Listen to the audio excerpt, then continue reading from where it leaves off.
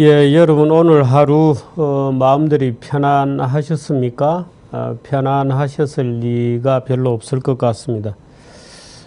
국내 정치는 계속 그 이상한 마이크 가지고 국회에서 한 사람이 장악해서 하루 종일 소위 그 무슨 필리버스터라는 이름으로 국회의원들이 장난을 하는, 민주주의를 희롱하는 그런 일들이 하루 종일 벌어졌습니다. 하루 종일 또 어제 추거홍인가요?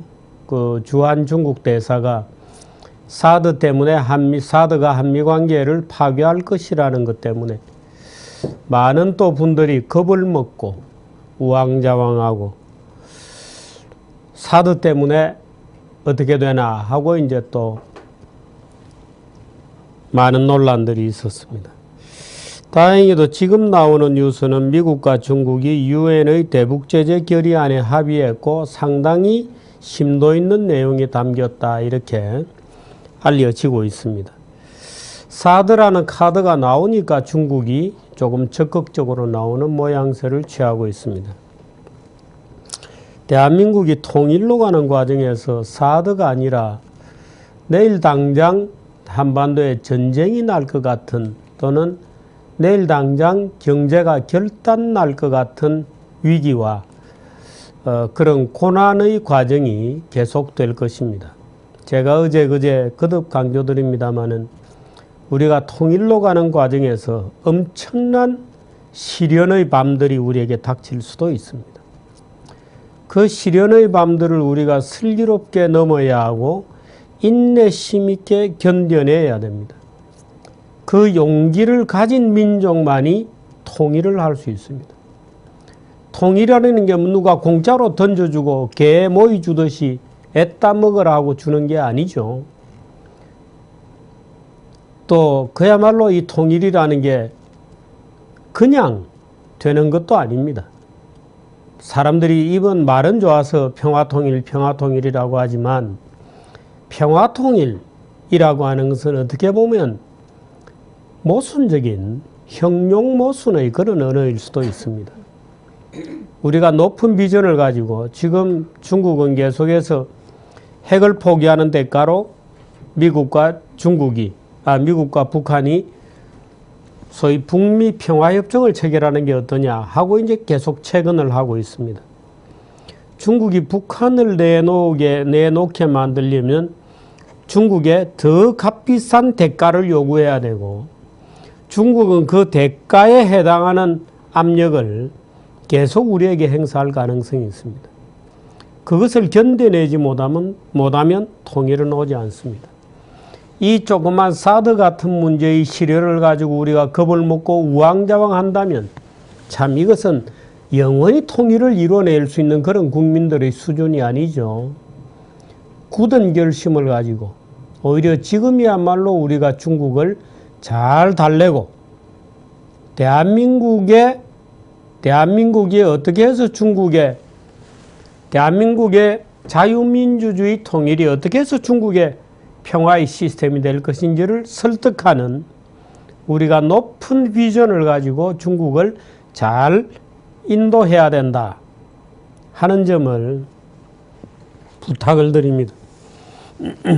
제가 오늘 하루 종일 밖에서 이런저런 공부 모임이 있어서 돌아다니다가 지금 막 들어왔습니다마는, 하루 종일 이런저런 공부 모임에 다니면서 하루 종일 글쎄요, 속이 아주 많이 상하고, 도대체 이 나라에 지성인이라는 게 있는 것인가 없는 것인가 하고, 전부 호들갑을 떨고 거짓말을 하고 뻔한 얘기만 하고, 한일 관계에 대해서도 오늘 오후에 3시간 정도 하는 세미나에 가서 앉아 있어서 참 저는 말 한마디도 할 수 없었습니다마는, 뻔한 얘기들을 거짓말이라고나 할 수 없어도 정말 무대책의 그런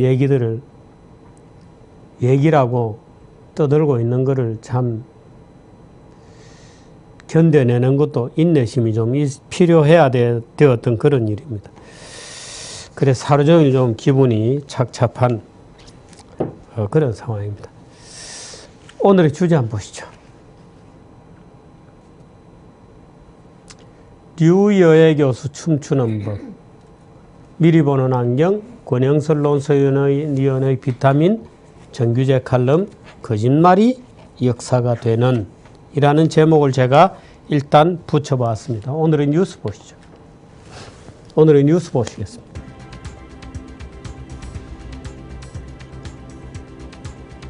네. 미중. 자, 이게 어제 뉴스가 잘못 나갔네. 이거 아닙니다. 이거 아닙니다. 예, 이겁니다. 네. 다음 페이지.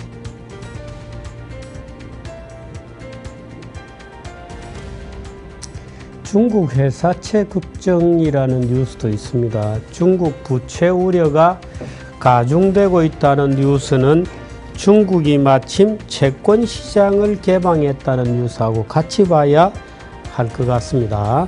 굉장히 중요한 뉴스니까 끝까지 놓치지 말고 뉴스를 저와 같이 봐주시기를 바랍니다. 시작하시죠. 2월 25일 목요일 오늘의 뉴스입니다. 미국과 중국이 유엔 안보리 대북 제재 결의안 내용에 합의했습니다. 수잔 라이스 미 국가안보보좌관은 미국을 방문 중인 왕이 중국 외교부장과 백악관에서 면담을 갖고 대북 제재 결의안 초안에 합의했습니다. 결의안 내용은 한마디로 대북 봉쇄령이라고 할 수 있습니다. 결의안에는 북한 항공기가 유엔 회원국 영공을 통과하지 못하게 하고 항공유 공급을 제한하며 북한 선박이 해외 항구에 접근하지 못하도록 하는 내용이 담겨 있습니다. 또 북한산 광물 수입을 금지하고 북한과의 불법 거래에 관여했을 때 제재를 가할 수 있도록 함으로써 북한으로 유입되는 자금줄을 최대한 차단하고자 하는 내용입니다. 이에 대해 우리 정부는 문화는 과거 어느 때보다도 강력하고 실효적인 요소들을 다수 포함하고 있다며 강력하고 포괄적인 결의가 최종적으로 채택될 수 있도록 마지막까지 최선의 외교 노력을 다할 것이라고 전했습니다. 네, 지난번 그 캐리의 방중 지금 사진에 잠깐 나왔던 캐리가 중국 가서 왕이를 만났을 때만 해도 왕이가 좀 뻣뻣했습니다. 그런데 이제 사드 우여곡절을 거쳐서 오늘 왕이가 미국에 갔습니다만은 미국에서는 중국이 굉장히 전향적으로 전폭적으로 유엔 제재안에 협조하겠다는 뜻을 보이고 있고 항공유를 끊고 은행 대출을 끊고 중국 영공을 통과하는 문제를 규제하는 그런 제재안에 거의 합의를 이루어서 지금 이 시간 현재 아마 최종 문안을 조율 중인 것 같습니다. 우리 시간으로 내일 아침 5시면은 유엔에서 이 제재안을 놓고 토론과 표결이 이루어지게 되는데 아마도 무난하게 통과될 것 같다는 느낌이 듭니다. 오늘 수전 라이스하고 왕이하고 회의를 했습니다마는 그 자리에 오바마도 불쑥 나타나서 격려를 하고 갔다고 합니다. 그래서 내일 아침에 아마 업무가 시작되는 시간이면은 거의 통과 여부가 나오고 또 통과 여부는 조금 글쎄요 오후 시간으로 늘어지더라도 아마도 아침이면은 내용은 다 공개되지 않겠는가. 내용이 길고 실질적이며 며칠 안에 채택이 되기를 희망한다. 이렇게 유엔 주변에서는 보고 있습니다. 내일 바로 될지 아니면 며칠을 토론을 해야 될지는 모르겠습니다만은 어떻든 이번에 양국이 여러 가지 얘기를 많이 한 것 같습니다. 일설에는 오늘 회의는 아니겠습니다만은 중국과 미국이 한반도의 미래에 대해서 이런저런 얘기를 하고 있다 하는 얘기도 지금 들어오고 있습니다. 어제 추거홍이라고 하는 주한 중국 대사가 외교적으로 있을 수 없는 결례를 하고 갔는데 오늘 아침에 중앙일보에서 아주 재미있는 보도를 했습니다. 다른 신문들은 보도를 하지 않았고요. 또 오늘 하루 종일 외교부가 그 뉴스에 대해서 확인도 하지 않았습니다마는 중앙일보에 난 보도가 사실이라면 추고홍 이 주한 중국 대사가 민주당을 찾아간 것은 민주당이 와달라고 해서 갔다는 얘기입니다. 민주당이 와달라고 해서 간 거다. 만일에 진짜로 민주당이 와달라고 해서 갔다면 이거는 굉장히 심각한 문제입니다. 이거는 정말 심각한 더민주당에 의한 국기문란 사건이 될 수도 있습니다. 제가 어제 그저께인가요? 김종인 씨가 이 왕이의 그런 추고홍의 그런 공갈에 대해서 어떤 답변을 했는지 설명해야 된다 이렇게 얘기했습니다마는 만일에 민주당에서 불러서 갔다고 한다면 중국도 물론이거니와 민주당으로서는 심각한 문제 또 의혹 질문을 받아야 될 그런 입장이라고 봅니다. 어떻든 제가 모두에 말씀드렸듯이 이 긴장된 나날이 지나가야 통일이 옵니다. 통일이 결코 그날 그냥 다가오는 것은 아니라는 사실을 우리가 깊이 명심하고 수개월, 수년 동안 우리가 불면의 밤을 세우고 나야 비로소 환희의 통일이 온다는 것도 기억을 해 두시고 심지를 굳건히 가져야 한다는 사실을 정규제 뉴스를 보시는 여러분과 저라도 심지를 굳건히 가질 것을 우리들끼리만이라도 결의해 주시기를 부탁드립니다. 다음 뉴스입니다. 한편 중국 왕이 외교부장은 미국과 중국 모두 북한을 핵 보유국으로 인정할 수 없다며 북한의 핵 포기를 촉구했습니다.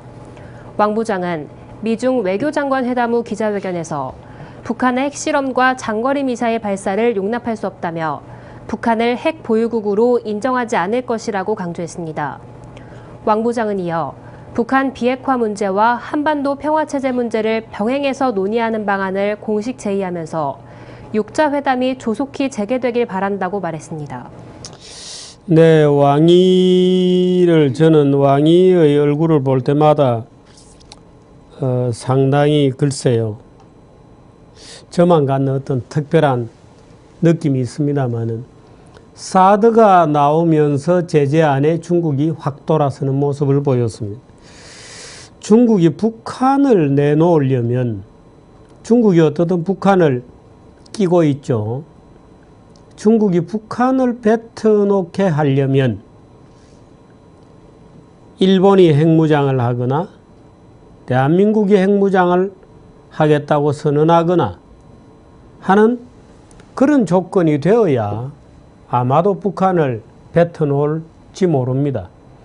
말하자면 지금은 중국이 돈 안 들이고 오늘 리용계 기자가 그런 얘기가 나왔습니다마는 일본경제신문에서 사설에서 중국어로 볼 때 북한은 말 잘 듣는 똘마니 깡패라는 겁니다.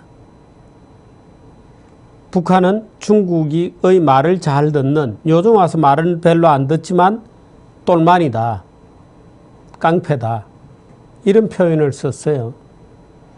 그런데 어떻든 중국이 북한을 완전히 뱉어놓게 만들려면 한국과 일본이 우리도 핵을 갖겠다, 그 선언에서 정말 그것이 가시화될 정도가 되어야 아마 포기할지도 모릅니다. 거기까지 가는 과정을 한번 생각해 보세요. 사드 정도 가지고 우리가 겁을 먹어가지고는 영원히 통일은 못하는 겁니다. 중국의 속국이 되는 거죠. 또 식민지가 되는 겁니다. 굳은 결심을 우리가 해야 됩니다.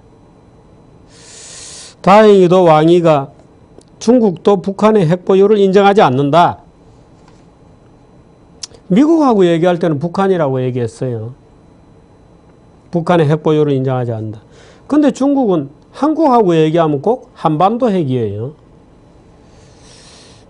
그것도 참 골치 아픈 얘기죠. 다음 뉴스. 서울시가 국세청보다 세무조사를 2배 정도 많이 하고 있는 것으로 나타났습니다. 국세청은 전체 법인의 1% 수준인 5천여 개 정도를 조사하는 반면 서울시는 전체 법인의 25%를 대상으로 삼고 10% 정도인 11,000개를 조사하고 있습니다. 세무조사도 서울시의 권한이긴 하지만 문제는 무리한 경우가 많다는 점입니다. 조세심판원에 접수된 서울시 지방세에 대한 불복 건수는 2011년 117건에서 2014년 238건으로 증가했습니다. 같은 기간 서울시 패소율은 10.9%에서 29.6%로 급증했습니다. 네, 이 조세를 걷는 비용도 꽤 듭니다. 서울시가 좀 자제하시기를 부탁을 드립니다. 네, 다음. 시민단체 바른사회시민회의는 괴담에 흔들리고 거짓에 관대한 사회, 이대로 괜찮은가라는 주제로 토론회를 열었습니다. 토론회에서는 세월호 사건은 유언비어가 언론과 방송뿐 아니라 권력과 지식인 입으로 공중 유포된 궁극의 종합편이란 지적이 나왔습니다. 토론자로 참석한 황근 교수는 천안함 폭침, 세월호 침몰 같은 사건들이 발생할 때마다 한국 사회는 근거 없는 유언비어가 난무하고 이를 정치적으로 악용하는 집단들 때문에 국정 마비 현상이 반복되고 있다고 지적했습니다. 네, 거짓말의 역사화는 지금 우리 사회에서 아주 심각한 중병입니다. 오늘 그 선문대 황근 교수, 또 조동근 명지대 교수, 또 남정욱 숭실대 교수, 또 이동욱 기자가 나왔는데요. 이동욱 기자는 제가 언젠가 탐문했습니다. 연속변침이라는 이 책을 쓴 이동욱 기자입니다. 이동욱 기자는 오늘 이 세월호와 관련된 유언비어 어떻게 잘못된 사실이 마치 진실인 것처럼 기록되었나 하는 것을 직접 취재를 해서 이 아주 두꺼운 취재 기록을 남기고 있습니다. 오늘 거기에 대해서 얘기를 좀 했고 나중에 제가 그 얘기를 좀 깊이 있게 정규제 칼럼에서 들려드리겠습니다만은 지금 우리 사회에는 이 세월호 사건뿐만 아니고 이 거짓말을 진실인 것처럼 우기는 역사 조작이 아주 뻔뻔스럽게 진행이 되고 있습니다. 그 얘기는 나중에 좀 자세히 말씀드리겠습니다. 네, 다음 뉴스. 미국 셰일 업계가 원자재 가격이 회복될 때까지 버티기에 돌입했습니다.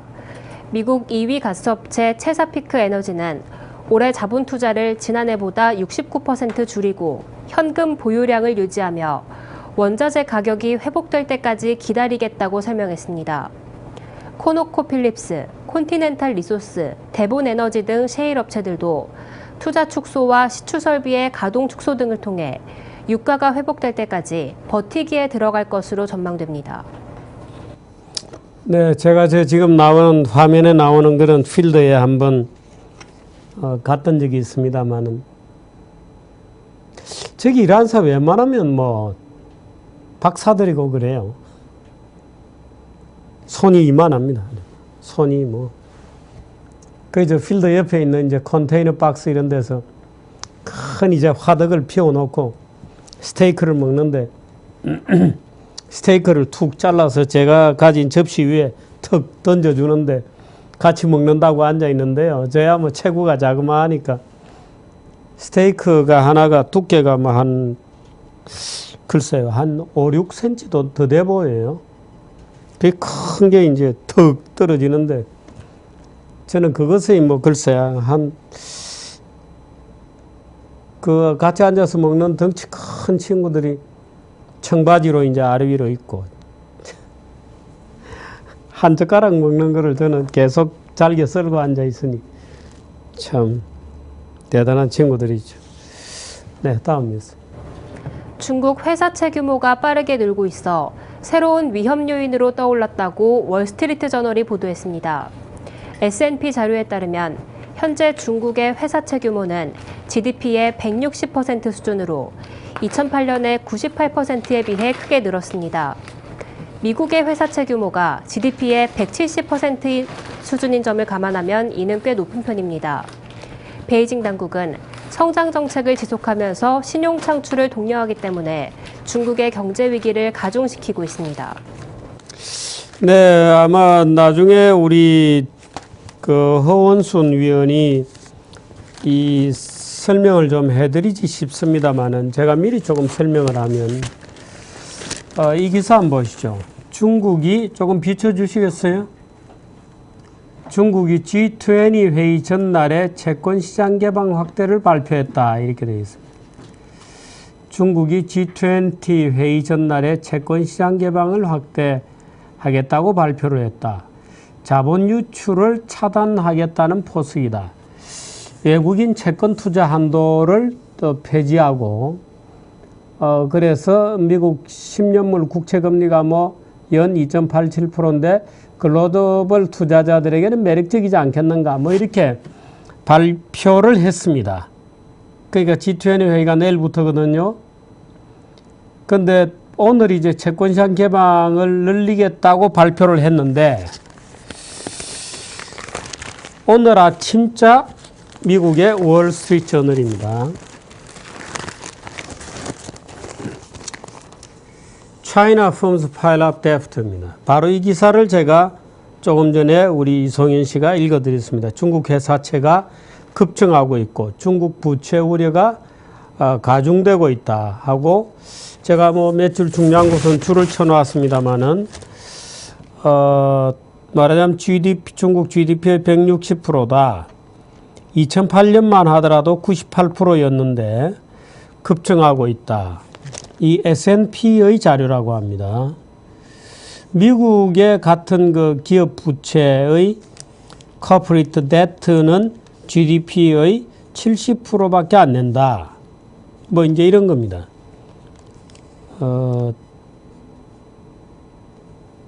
중국의 회사채가 작년만 해도 25%가 늘어서 14조 6천억 위안, 2조 2천억 달러에 달했다. According to the Central Bank네요. 그렇게 해서 중국 채권에 대한 걱정이 점증하고 있다라고 오늘 이건 월스트리트 저널입니다. 저는 아침에 이 기사를 보면서 웬일인가? 차이나 이 기업 부채가 회사채가 급증하고 있다고 일면에 났는데 바로 이어서 이 기사를 보자마자 조금 전에 제가 말씀드렸던 중국 채권시장 개방 기사가 딱 나오는 겁니다. 제가 이 기사를 보면서 중국이 채권시장을 개방한다는 뉴스가 어제 월지에 센 겁니다.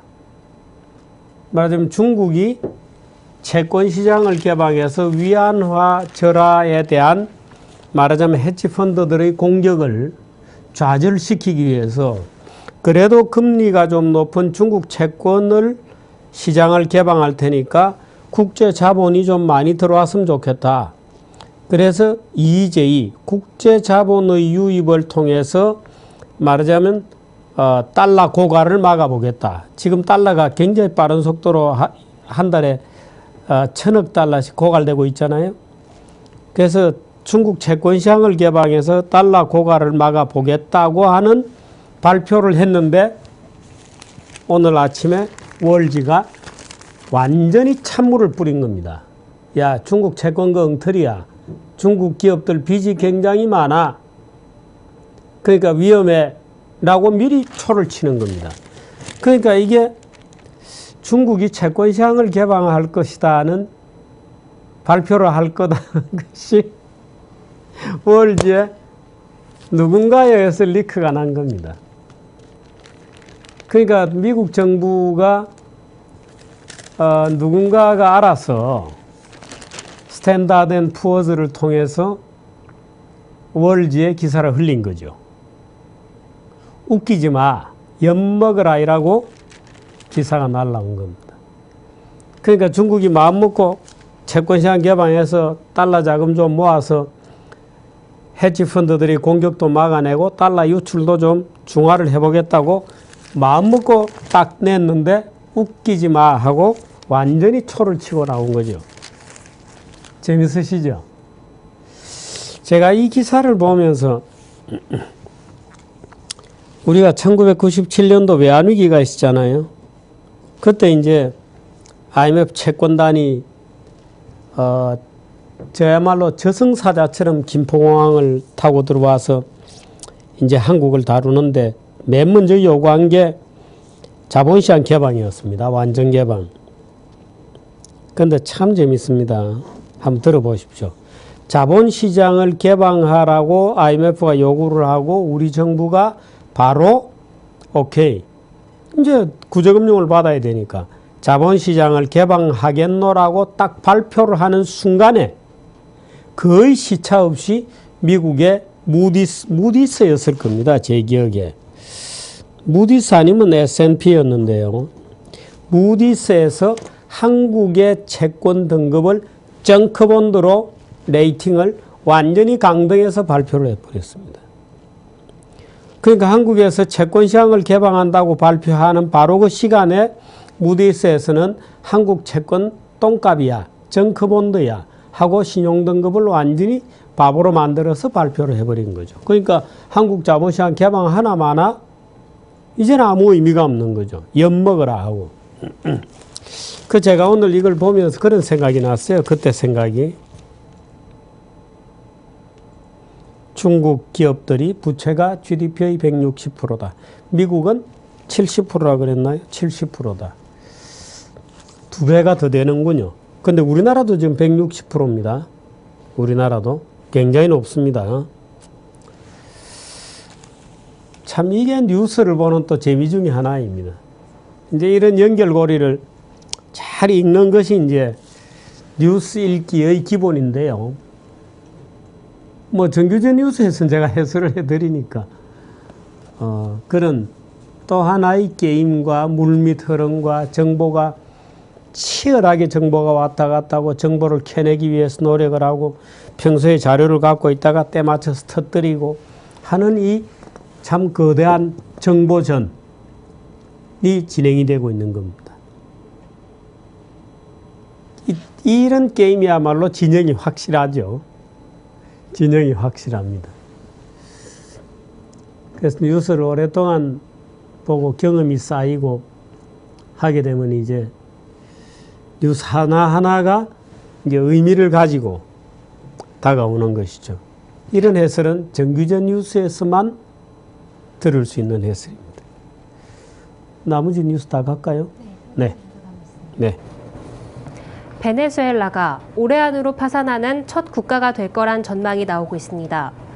로버트 칸 미국 외교협회 선임연구원은 벼랑 끝에 베네수엘라라는 제목의 글을 통해 베네수엘라의 국가 파산 선언은 이제 가정의 문제가 아니라 시기의 문제라고 주장했습니다.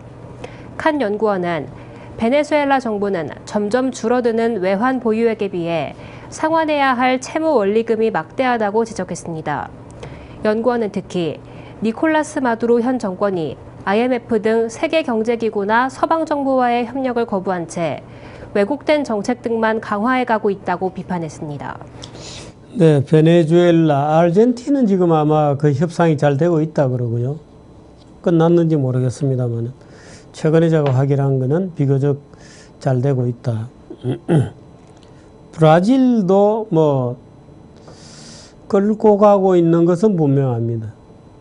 어떻게 될지 모르겠고 베네수엘라가 아마 첫 석유가 폭락의 첫 공식적인 희생자가 될 것이다 하는 느낌이 드는군요. 광고나 보시고 류여해 교수만 하겠습니다.